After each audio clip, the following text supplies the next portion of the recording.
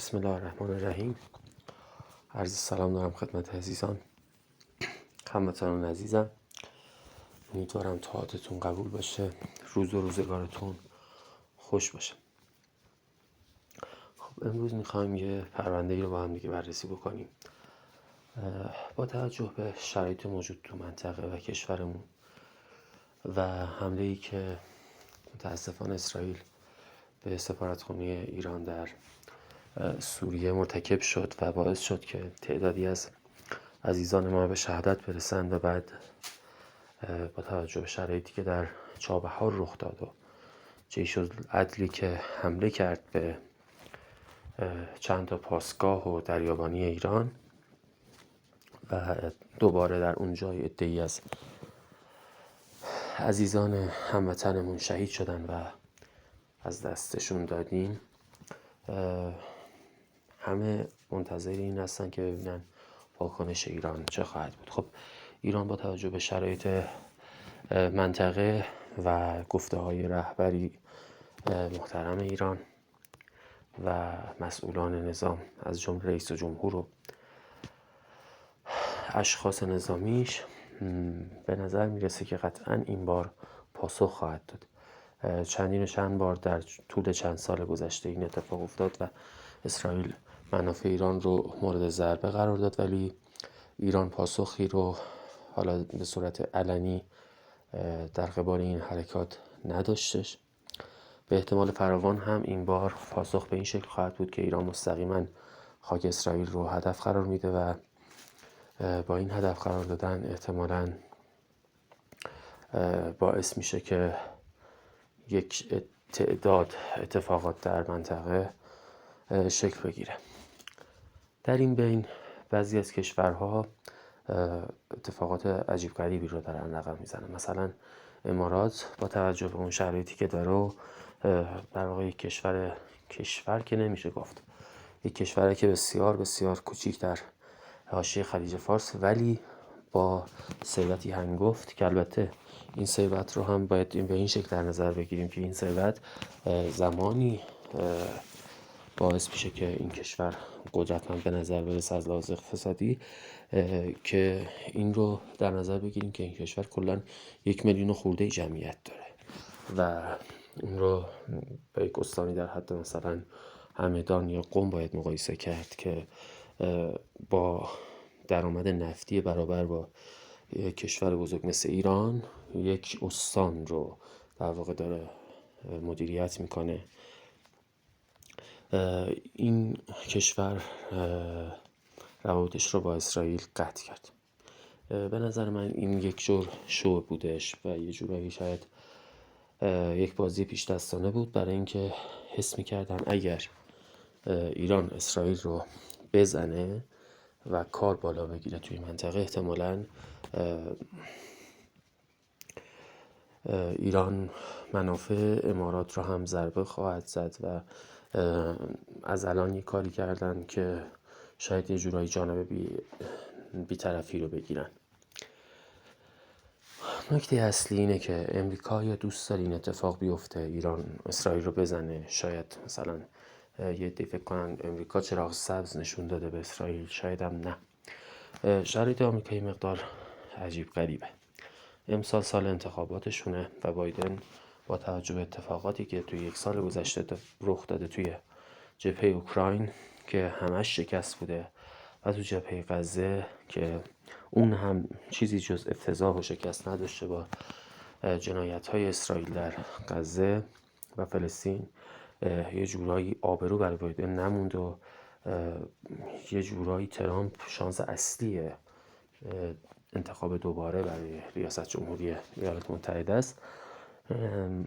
ولی خب بایدن دوست نداره تنش‌ها توی منطقه به شکلی پیش بره که اون درگیرتر بشه، ضربات سنگین‌تری رو بخوره از ایران.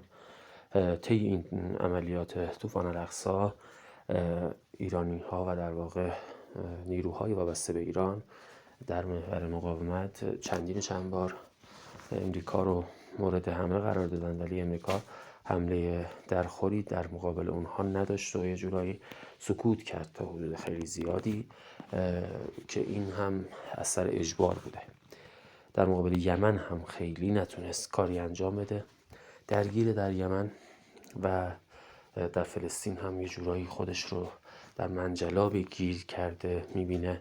در واقع اینو چند ساله که توش گیر کرده، ولی خب در حال حاضر با توجه به شرایط بایدن اصلا به نفعش نیست که جنگ در غزه ادامه پیدا بکنه. به خاطر همین هم هست که طی هفته‌های اخیر میبینیم موضع گیری هایی رو در مقابل آتش بس میگیرن. از طرفی اونها با یمن درگیرن. یمن داره باب المندب رو میبنده، اقیانوس هند رو برای اونها میبنده، دریاها براشون ناامنه. اونها یک کشور تجارت پاین، اونم تجارت دریایی و دریاپایه به حساب میان، برخلاف ایران و روسیه و کشورهای مثل اینها که در واقع زمین پاین و در واقع جاده براشون خیلی اهمیت بیشتری داره. اونها دریا براشون اهمیت داره چون تجارتشون با کل دنیاست و برای دسترسی به بازارهای تجاریشون به آبها نیاز دارن. پس تا وقتی هم که غزه درگیر هستش، آمریکا در اونجا درگیر خواهد بود و انصارالله باشون درگیره. بعد از اون هم احتمالاً تیر ترکشش خاموش نخواهد شد و این هم میتونه جالب باشه برای امریکایی ها. در کل باید بگیم که امریکا در یمن خیلی وضعش خرابه. توی اوکراین روسیا داره هر روز پیشروی میکنه. انتظار داشتیم که تو زمستون یه جورایی شاید چرخ جنگ خیلی نچرخه، ولی خب امسال برخلاف سالهای گذشته خیلی هم این اتفاق رخ نداد و روسیه همچنان داشت پیشرفت میکرد و در حال حاضر هم این سرعت پیشرفت بیشتر هم شده. با توجه به حملات اوکراین به خاک روسیه حتی با عصبانیت بیشتری این اتفاق رو رقم میزد. در مقابل با چین هم در واقع امریکا دوست داره که خاورمیانه و اوکراین آرام بشه، جنگ توش خاتمه پیدا بکنه و اونها بتونن هزینه هاشون رو ببرن برای کنترل چین کشوری شده که در حال حاضر به احتمال قریب و یقین میشه گفت که اقتصاد اول جهانه و رقیب اصلی آمریکاست و اگر همینطور ادامه پیدا بکنه امریکا قطعا در مقابل چین سقوط خواهد کرد و به این شکل، نه اینکه بگیم آمریکا نابود میشه، نه، این حرف کاملا غلطی هستش. آمریکا دیگه این ابرقدرت سابق نخواهد بود و با توجه به اتفاقات چند سال اخیر هم داریم میبینیم که امریکا هر روز داره افول میکنه و این چین هستش که هر روز داره جلوتر میره و شاید اون نقص های خودش رو هم داره برطرف میکنه. در کل باید به این نکته برسیم که با توجه به شرایط حاضر یه مقدار شرایط عجیبه. ایران باید انتخاب بکنه که اسرائیل رو بزنه که به نظر میرسه انتخاب کرده بزنه. حالا تو چه سطحی این اتفاق میفته و بعد از اون چه تبعاتی خواهد داشت؟ اسرائیل پاسخ خواهد داد یا نه؟ امریکا به ورطه جنگ کشیده خواهد شد که البته به نظر من بعیده و اسرائیل هم بعد از اون در واقع ساکت میشینه سر جاش. به نظر من البته شاید یه جنگ جدلی هم را بندازه، ولی خب به نظرم خیلی عملی رو در مقابل ایران انجام نمیده. ایران از یه طرفی قیمت سکه و دلار و اینا توش بالا رفته و یه مقدار باعث نگرانی مردم هم شده، ما هم باش درگیریم قطعاً، ولی خب نمیدونم، شاید که عده‌ای بتونن تحمل بکنن این قضیه رو. شاید کشور و مسئولین برنامه‌ای داشته باشن براش. یه مقدار شرایط عجیبه، موندیم چی کار میکنن. امشب هم به نظر میرسید که هر کانالی رو باز میکردی و هر شبکه‌ای رو میزدی میگفتن که اسرائیلی‌ها میگن ایران امشب حمله میکنه.